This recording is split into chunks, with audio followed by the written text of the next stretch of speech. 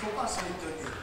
Alors, nous risquons, au moment que choisira sans doute l'état-major du fils, s'il décide de lancer une offensive généralisée qui pourrait se traduire par une débâcle toujours imprévue, mesdames et messieurs. Je pense que le gouvernement français, dans les premières semaines de mai 40, était en train de penser à la manière dont il allait passer ses vacances pendant l'été suivant. En l'espace de 21 jours ou 30 jours, tout cela a été balayé. Par conséquent, ce sont non seulement la volonté des hommes, mais ce sont aussi les événements qui vont décider du sort de notre pays. Et je suis convaincu que les nationaux que nous sommes, ceux qui croient que le concept de la nation n'est pas périmé, mais au contraire, que la nation demeure une valeur moderne, que le cadre national, ce que nous appelons la France, non seulement sur le plan juridique, mais sur le plan spirituel, affectif, sentimental, a sa raison d'être plus que jamais au reste. Nous n'en sommes pas juges. C'est une réalité qui s'impose à nous sans discussion possible. Le peuple français, même par référendum, n'a pas le droit de dire qu'il est d'accord pour mettre fin à la France, pas plus qu'on a le droit d'assassiner sa mère.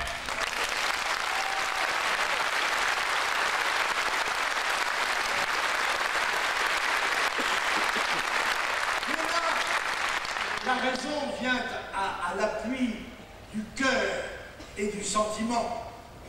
Il est bien évident que nos atouts se trouvent dans notre pays, que nous ne pouvons pas compter sur les autres pour faire à notre place ce que nous devrions faire, et que nous avons un intérêt vital, un intérêt national évident à garder le maximum de moyens à notre disposition. Et cela, il faut que le peuple s'en convainque et il faut que le peuple l'exprime. Certes, il n'est pas informé. Certes, informé, il n'a d'autre possibilité que d'exprimer un vote. Mais ce peut être décisif. Pas informé, le CSA a rendu récemment public. Le CSA, c'est l'organisme qui est chargé de surveiller l'audiovisuel. C'est un organisme juridictionnel qui a une autorité, dont d'ailleurs il ne se sert pas, pour mettre dans le cadre de la loi les différents médias qui tous, qu'ils soient d'État ou qu'ils soient libres, qu'ils soient écrits, parlés ou télévisés, emploient, utilisent soit des espaces qui appartiennent à la collectivité, soit des subventions qu'elle leur fournit, ce qui, outre le fait d'obéir à la loi elle-même, les met sous une possibilité de contrôle. Alors, je vais vous dire, les chiffres de 93, écoutez-les bien, en 93, sur l'ensemble des émissions politiques de toute l'année, le Front National, avec ses 3,5 millions de voix, a eu droit à 0,27% du temps. Or, dans le premier semestre 1994, il s'agit de chiffres officiels. Le Front National, tenez-vous bien, a eu droit à 0,07% du temps d'antenne. Alors il est bien évident que dans ces conditions-là, beaucoup de gens, selon moi la majorité des Français, qui pensent comme moi sur l'immigration, sur l'insécurité, sur la peine de mort, sur la corruption, sur la dénatalité, sur la politique familiale, ne peuvent même pas savoir qu'ils pensent comme moi, puisqu'ils n'ont pas l'occasion de m'entendre, ni de me voir.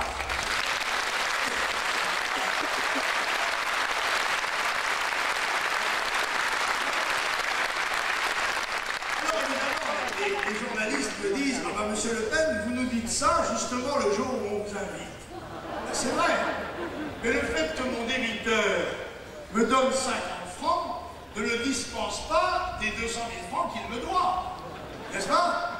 Et même s'il me fait un joli cadeau ou s'il offre un bouquet de fleurs à ma femme, ça ne le dispense pas de sa dette.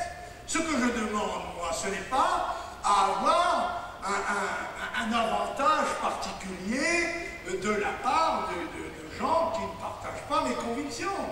Mais si nous sommes, ce dont je doute souvent, si nous sommes dans un pays démocratique, si nous sommes dans une république, à ce moment-là, les citoyens doivent tous être considérés avec la même estime, le même respect.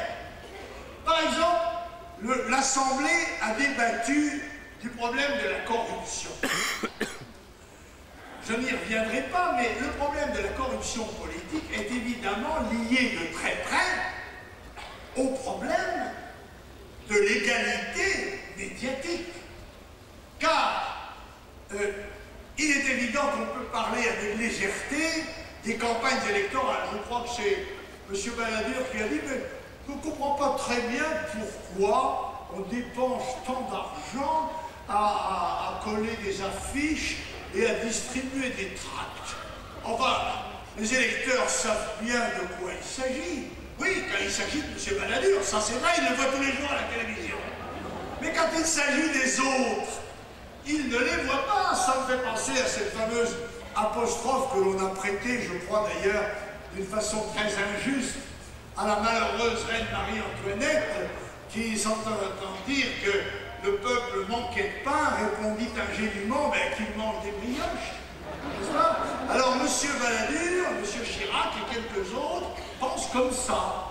Après tout, M. Le Pen, il n'a qu'à venir à la télévision. Personne n'empêche, on lui offrira un verre, mais on ne le fera pas passer. Et moi je ne demande que mon dû. En votre nom, peu me chaud de passer ou de ne pas passer à la télévision. C'est souvent une corvée qu'on s'applique, c'est pas toujours très agréable ni très facile.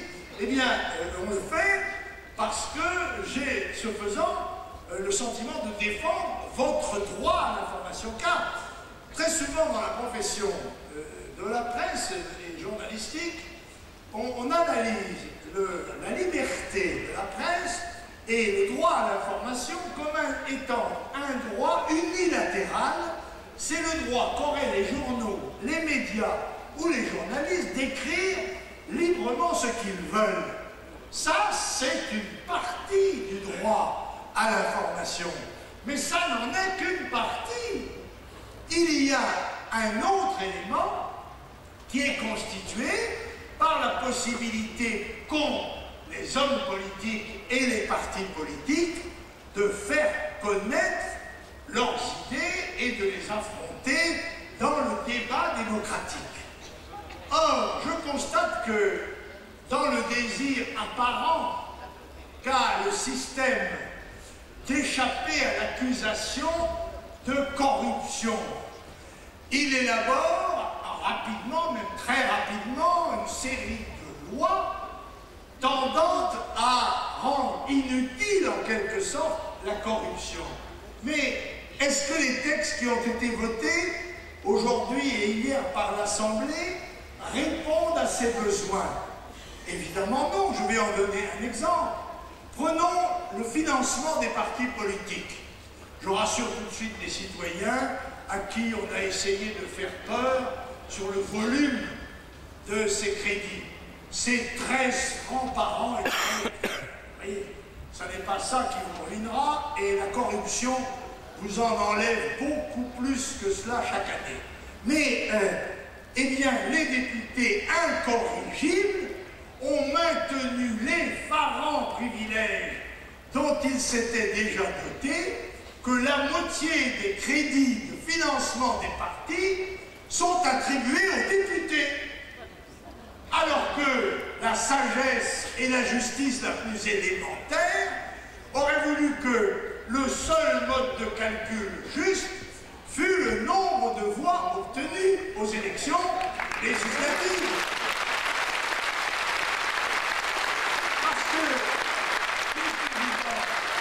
Que le système de scrutin, le mode de scrutin, établit un privilège à l'égard de ceux qui sont élus.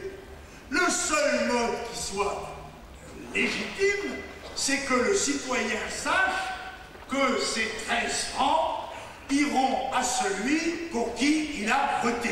Voilà, ça c'est juste. Il est scandaleux pour l'électeur du Front National de savoir que 6 francs 50 iront au Front National et que les autres 6 francs 50 iront au RPR, à l'UDF et au Parti Socialiste. Voilà, mesdames et messieurs, nous pourrions passer beaucoup plus de temps, mais je ne reviendrai sans doute pas à Nice pendant cette campagne présidentielle.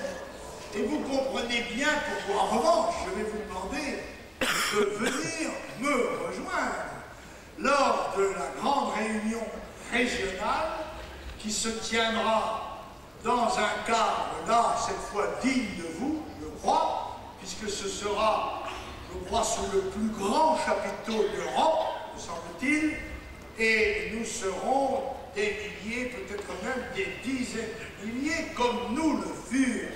Vous vous en souvenez pour certains d'entre vous, sur le terrain de football de Marseille en 1988.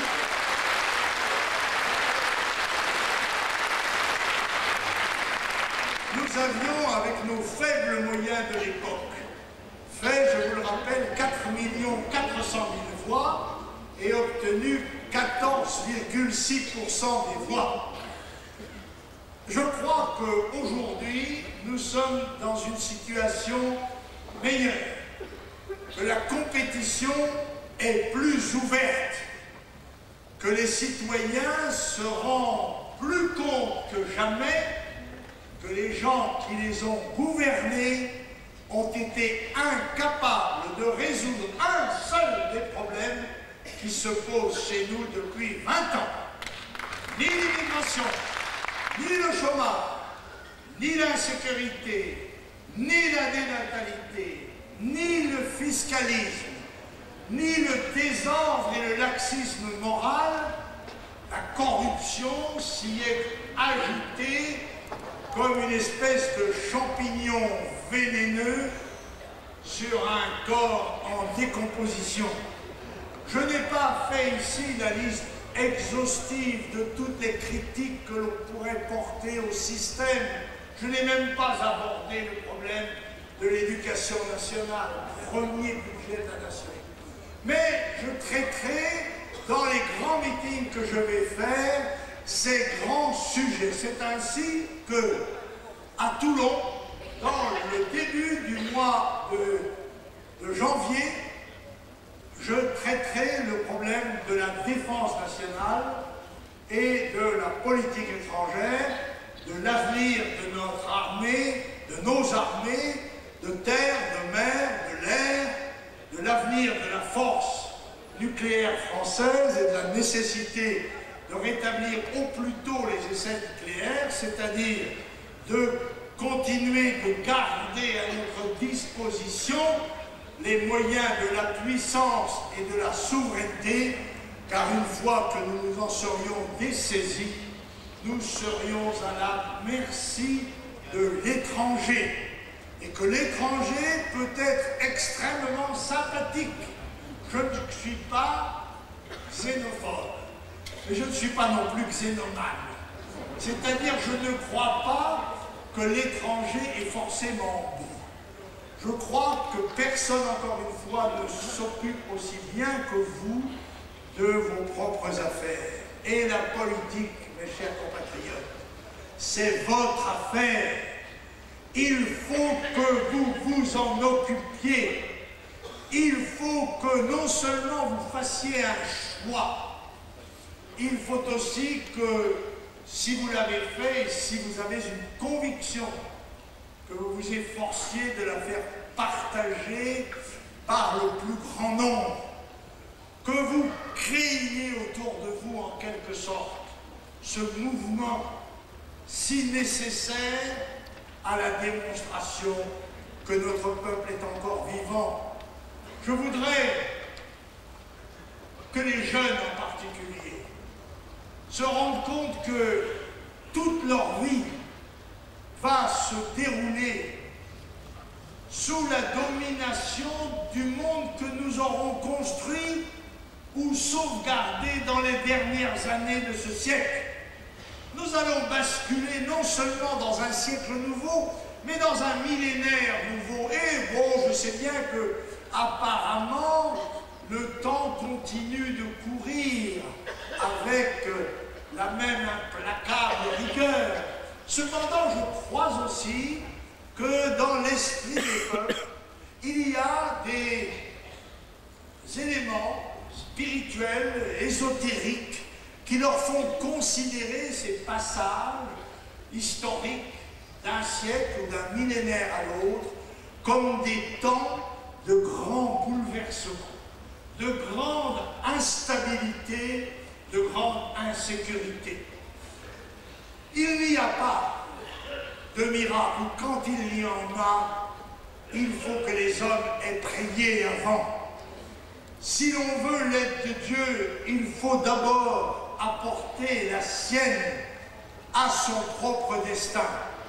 Je voudrais convaincre les jeunes que la vie de demain est capable d'être vécue avec enthousiasme, avec joie, même si les épreuves qu'ils rencontreront, et ils en rencontreront, leur paraissent en imagination quelquefois terrifiantes, qu'ils songent que leurs anciens en ont connu de terribles aussi, que les guerres dans lesquelles nous avons été plongés, mais qui ont laissé subsister la substance spirituelle, intellectuelle, morale, même si elle est atteinte, de notre pays et de notre peuple.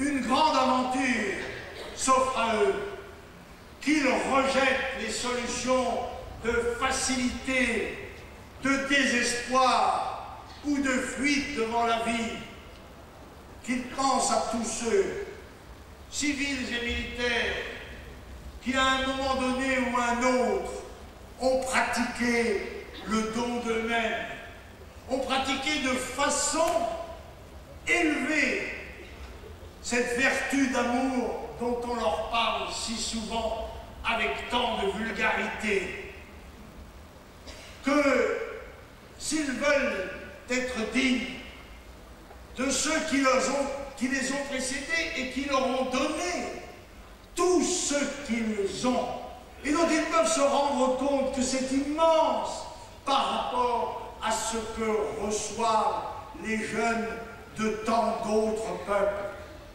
qu'ils n'aient pas peur de s'échapper des structures mentales, des modes et même des modèles universitaires, qu'ils prennent la vie à bras-le-corps, qu'ils la prennent à pleine bouche, qu'ils n'aient pas peur de la vie.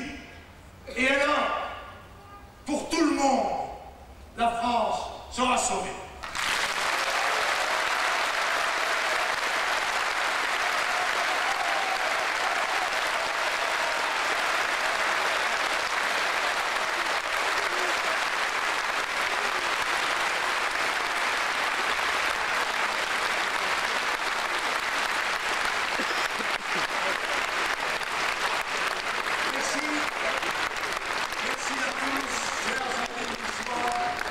Et des Alpes-Maritimes, nous aurons l'occasion de nous revoir. Je vous attends en particulier à Marseille et je compte sur vous. Je serai à l'écoute dimanche soir en espérant que que nos efforts seront couronnés de succès. Mais s'ils ne l'étaient pas, nous aurons confiance pour l'avenir tout de même. Je vous demande, ensemble, comme nous le faisons à chaque fois, chantons notre hymne national, la Marseillaise. Allons enfants de la patrie, le jour de gloire est arrivé.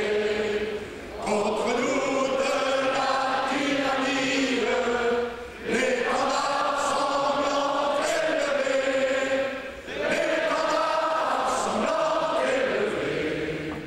Entendez-vous dans nos campagnes muger cette féroce soldat qui viennent jusque dans nos bras, égorger nos fils et nos compagnes.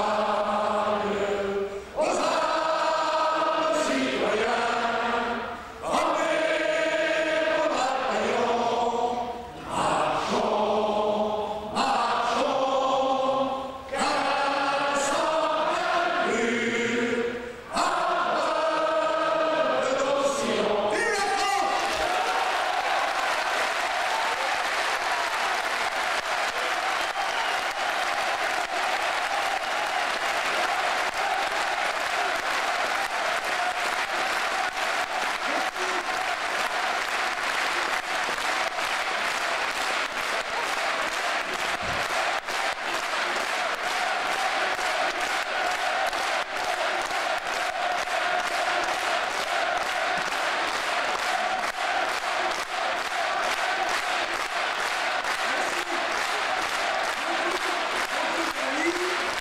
Beaucoup d'amis, beaucoup de Français se sont posé la question, paraît-il, de savoir quelle était donc cette jolie femme qui était à côté de Jean-Marie Le Pen. Mais c'est ma femme.